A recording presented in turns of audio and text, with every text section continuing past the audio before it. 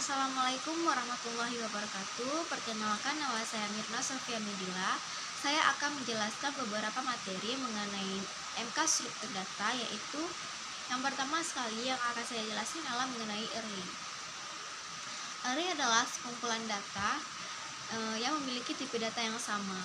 Elemen-elemen array ini tersusun secara berderet dan dapat diakses secara random di dalam memori.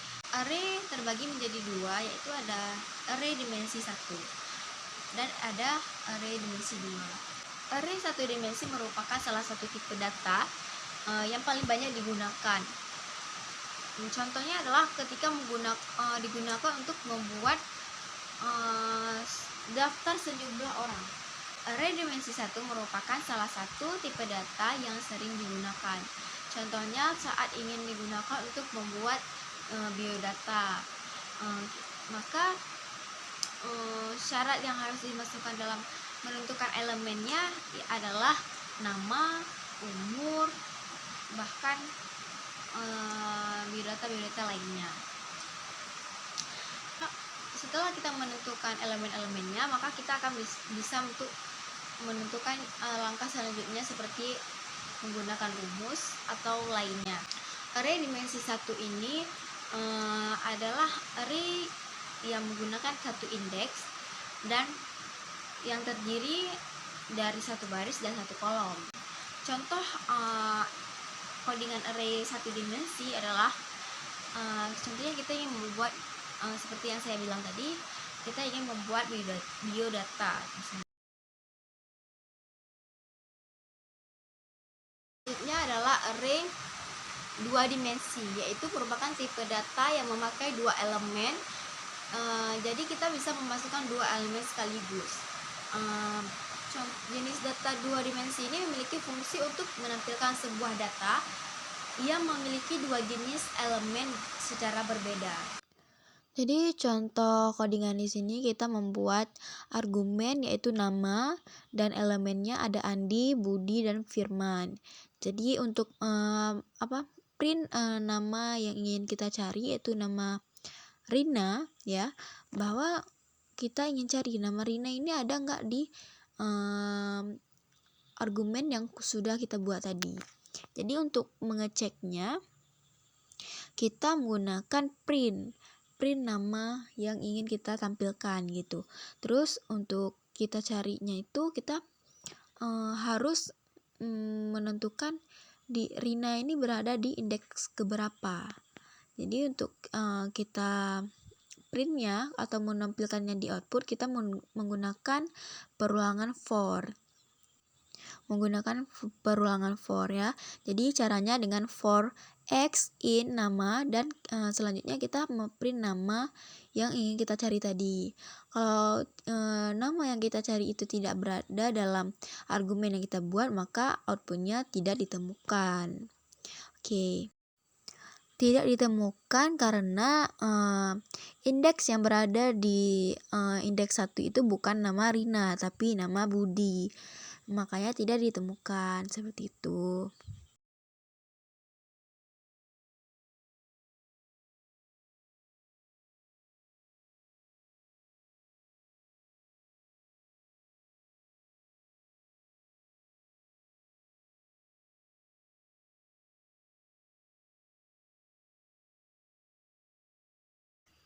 Selanjutnya materi mengenai structure, yaitu adalah sekumpulan elemen data yang digabungkan menjadi satu kesatuan dan dapat menyimpan variabel-variabel dalam satu nama.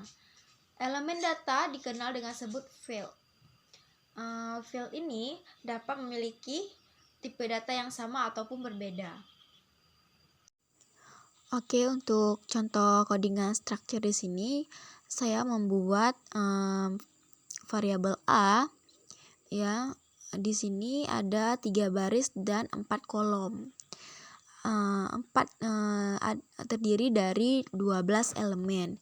Dari 1, 2, 3, 4, 0, 6, 7, 8, 2, 3, 4, dan 7. Kemudian print di sini adalah untuk kita menampilkan elemen berapa elemen array yang berapa yang kita cari. Kalau di sini kita mencari pada baris ke-1 dan kolom ketiga. Selanjutnya kita cari di baris kedua di kolom ketiga. Untuk cara printnya kita menggunakan perulangan for. Jadi for i ini untuk menampilkan baris dan for j untuk menampilkan kolom. Jadi output yang akan dikeluarkan nanti adalah elemen yang berada di baris ke-1 dan di kolom ketiga, dan juga elemen yang berada di kolom baris kedua dan kolom ketiga. Itu output yang dihasilkan pada codingan tersebut. Materi selanjutnya adalah rekursif. Rekursif ini merupakan teknik yang menyelesaikan persoalan di mana di dalamnya mengandung definisi persoalan itu sendiri. Jadi rekursif ini diimplementasikan dalam sebuah fungsi yang di dalam fungsi tersebut memanggil dirinya sendiri. Jadi untuk codingan rekursif di sini ada definisi rekursif yaitu batas koma i ya. Di sini kita ingin menampilkan output kalimat ini perulangan ke i. Maksudnya nanti outputnya akan keluar adalah ini perulangan ke 5 sampai ke 1 ya. Kenapa? Jadi dari 5 ke 1. Jadi caranya dengan if i lebih besar sama dengan 1. Jadi rekursifnya batasnya itu adalah 5 karena outputnya itu kita ingin ini perulangan ke 5 sampai dengan 1, maka batasnya itu adalah rekursifnya itu adalah 5,5. Materi yang selanjutnya akan saya sampaikan adalah searching. Searching ini merupakan tindakan untuk mendapatkan suatu data dalam kumpulan data berdasarkan suatu kunci atau acuan data. Jadi metode searching ini ada dua, yaitu sequential search dan binary search. Sequential search merupakan metode pencarian yang paling mudah. Metode pencarian itu beruntun merupakan proses membandingkan setiap elemen dalam elemen array satu persatu. Jadi kalau misalnya dia membandingkan dengan elemen selanjutnya, apakah nilai yang dicari nilai yang dicari itu berada di elemen selanjutnya atau tidak. Kalau belum mendapatkan, maka dia akan membandingkan elemen tersebut sampai dia menemukan elemen yang dia cari. Sampai elemen yang dia cari itu ditemukan hingga elemen terakhir ya. Kemudian contoh codingan sequential search ini adalah definisi sequential search ya. Di sini kita akan mencari elemen ke-78 itu berada di indeks keberapa, dan di sini untuk menemukannya kita menggunakan metode for, perulangan for. Nah, caranya dengan for i in range length dalam kurung r if r i ya, i itu indeks keberapa, kemudian targetnya, kemudian return ini untuk mengembalikan indeks elemen yang jika ditemukan, dan return min 1 ini untuk mengembalikan jika elemen tidak ditemukan.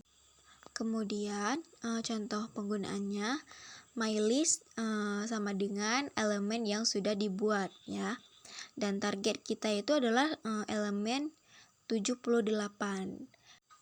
Maka untuk menampilkan outputnya, jika elemen yang ditargetkan itu ada di dalam list, maka outputnya ditemukan. Jika tidak ada, maka outputnya adalah tidak ditemukan dalam list, karena jika tidak ditemukan maka output yang dicari itu bukan 78 dan tidak ada di dalam elemen-elemen yang sudah dibuat gitu. Selanjutnya metode binary search, yaitu adalah metode pencarian suatu data atau elemen di dalam sebuah array dengan kondisi data dalam keadaan terurut. Proses pencarian binary search ini hanya dapat dilakukan pada saat kumpulan data yang sudah diurutkan terlebih dahulu. Jadi kalau misalnya kita dapat datanya tuh belum terurut, maka kita harus mengurutkan terlebih dahulu agar mudah untuk dibandingkan. Jadi contoh codingan binary search ini di sini ada definisi binary search ya, yaitu ada daftar, elemen, dan jejaring. Pertama ada awal 0 dan akhirnya itu sama dengan len ya, daftar min 1. Kemudian ada value awal lebih kecil sama dengan akhir, tengahnya sama dengan awal tambah akhir dibagi dengan 2 gitu. Jadi kalau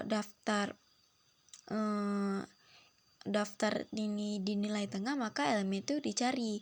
Jadi kalau return ini untuk mengembalikan indeks yang ditemukan. Jadi kalau misalnya elemennya tidak ditemukan, maka return min 1 ya. Daftar angka elemen-elemen yang pada binary set ini adalah 1, 2, 3, 4, 5, 6, 7, 8, 9, 10. Jadi untuk menampilkan elemen berapa yang kita cari dan berada di indeks keberapa, kita bisa menggunakan integer dalam kurung input, dalam kurung printf, masukkan elemen yang kita cari. Misalnya kita ingin mencari elemen ke 2, itu berada di indeks keberapa. Misalnya 2 ini ada pada daftar elemen, maka ditemukan dan berada di indeks keberapa gitu. Kalau misalnya elemen 2 ini tidak ada di daftar yang kita buat, maka elemen tersebut tidak ditemukan. Sama seperti dengan sequential set tadi. Kalau misalnya ditemukan, maka outputnya ditemukan. Jika tidak ada, maka outputnya tidak ditemukan. Jadi binary search ini menjadi materi terakhir yang sudah saya pelajari di MK struktur data.